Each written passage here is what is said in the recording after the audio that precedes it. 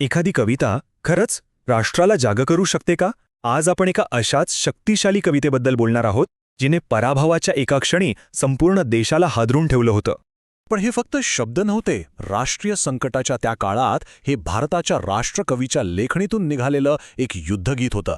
एक असं आवाहन जे शांततेच्या गोष्टी बाजूला सारून थेट क्रोधाला साथ घालत होता.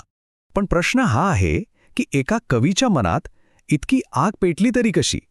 या कवितेतला तो अंगार समजून घेण्यासाठी आपल्याला आधी त्या कवीला आणि त्या वेळेला समजून घ्यावा लागेल, ज्यातून हा सगळा राग जन्माला आला. तर हा शक्तिशाली आवाज होता रामधारी सिंग दिनकर यांचा, ज्यांना लोक प्रेमाने राष्ट्राचा आवाज म्हणायचे. चला तर मग पाहूया त्यांचा प्रवास, जो त्यांना त्या निर्णायक क्षणी घेऊन आला. तर रामधारी सिंग, ज्यांना आपण दिनकर म्हणजे सूर्य या नावाने ओळखतो, ते हिंदी साहित्यातले एक तळपते व्यक्तिमत्व होते.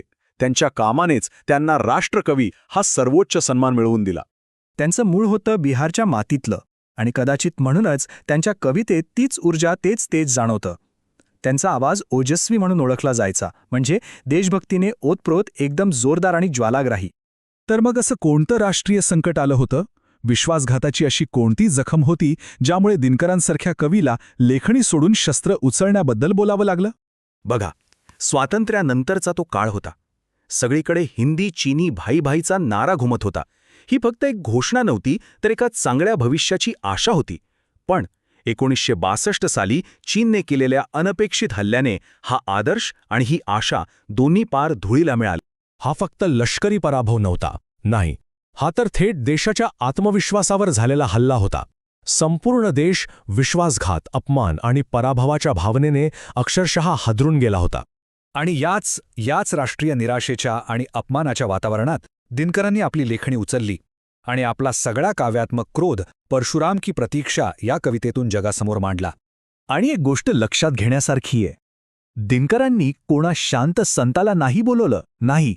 त्यांनी आवाहन केलं ते परशुरामाचं, भगवान विष्णूचा तो अवतार, जो अन्यायाचा नाश करण्यासाठी आपला दिव्य परशु उचलतो. न्यायासाठी आवश्यक असणाऱ्या क्रोधाचं ते प्रतीक होतं. हे जे परशुरामाचं योद्धा रूप आहे ना, तेच दिनकरांना अपेक्षित होतं. त्यांच्या मते देशाला त्या निष्क्रियतेतून बाहेर काढून जागं करण्यासाठी अशाच तेजस्वी आणि लढाऊ शक्तीची गरज होती.